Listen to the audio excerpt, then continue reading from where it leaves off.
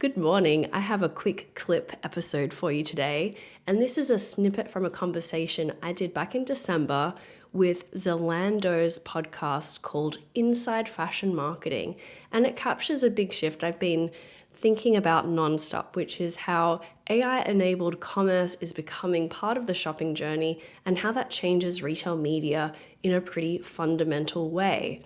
If consumers spend more time researching and deciding with an AI companion before they ever hit a retailer site, that obviously affects sponsored products, on-site display, and off-site retail media revenue streams. In this clip from the longer conversation, I break down what's changing, what surprised me most this year, and why the funnel as we've known it is basically over. Thank you to Heike from Zalando Partner Marketing Services for having me on her podcast.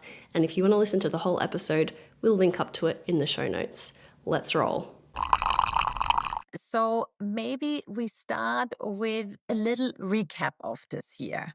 When you look at all of your retail media breakfast, what were the topics you spoke about the most? Or were there any big trends that you saw evolving this year? Yeah, well, the big one, and I've been talking about this a lot recently, is agentic commerce and AI enabled shopping. And that really, I wouldn't say it came out of nowhere this year, but it really is the first year that we're seeing, I think, some meaningful engagement from consumers with AI platforms, either at the start of their shopping journey to do research, to compare different options. And then we're also starting to see, especially in the last couple of months, AI platforms and retailers build out very meaningful sort of mid funnel and purchase level AI capabilities as well. So, just in the last couple of weeks before Black Friday, we saw a number of different platforms release price drop automations and price tracking. With Google, you can call stores, and with Rufus on Amazon as well, a lot more persistent memory about who I am as a customer and what kind of brands I prefer and what my lifestyle looks like. So I think that is a very meaningful development this year. And how it relates to retail media is very interesting because if we're spending more time in the research stage as consumers with an AI companion versus going to a retailer, that has pretty profound implications for on-site sponsored product ads and display ads. It has implications for off-site retail media. And so I think this has been a big year to think about, what does the future of retail media look like if consumers spend more time with AI companions rather than on a retailer.com in the early stages of their buying journey. Yeah, absolutely. And obviously you're preaching to the choir here. Also with mentioning, yeah, this big news for this year and these trends. Is there a recommendation you could make for anyone who decides to offer their brands on a marketplace? How much focus would you advise them to give to advertising at the actual point of, yeah, virtual sales? It's a really good question, and my answer differs depending on whether we're talking about a brand or a retailer. So, taking the perspective of a brand for a moment, there's really, as it pertains to agentic commerce that is actually buying within an LLM or like letting an agent buy for you, a lot of the optimization that can be done to get your product showing up when someone's making a specific search query, a lot of that is in the hands of a retailer.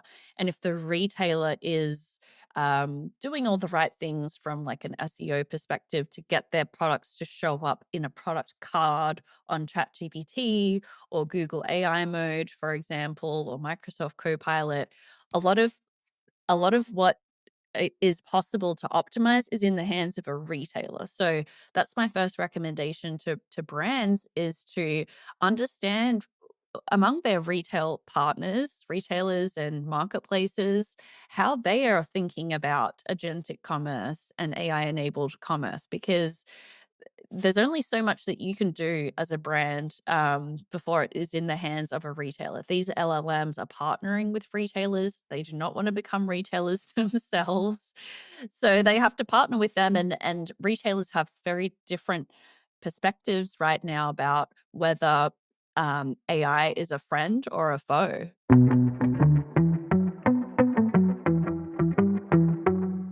Miracle Ads is the only retail media solution designed for both 1P and 3P marketplace brands. Why does that matter?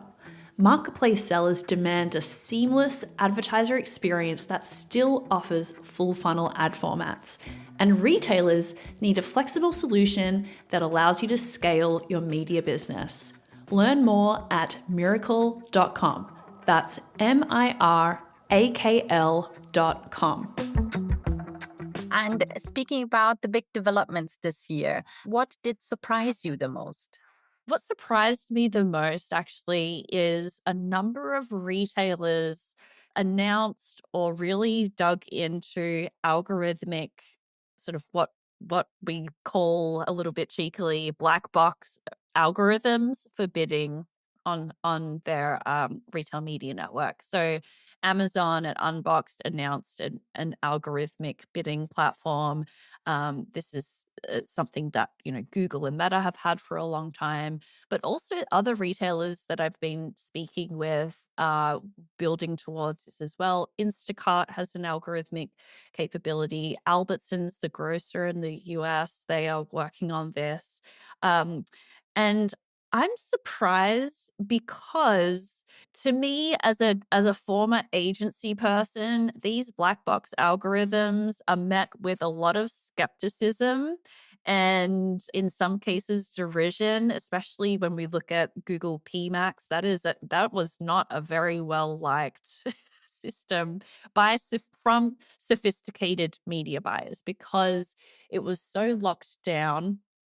It wasn't optional, and this has been, there's been some developments, over the last couple of years to make it a little bit more open. But for a sophisticated media buyer that has a very clear idea of what they want to do and what they want to optimize for, they do not like the idea of giving a platform a budget and an objective and letting the algorithm do its thing, because it's they want to know, how is my budget being spent? I want to put some controls in. I want to make sure that this SKU gets this much and that SKU that gets that much.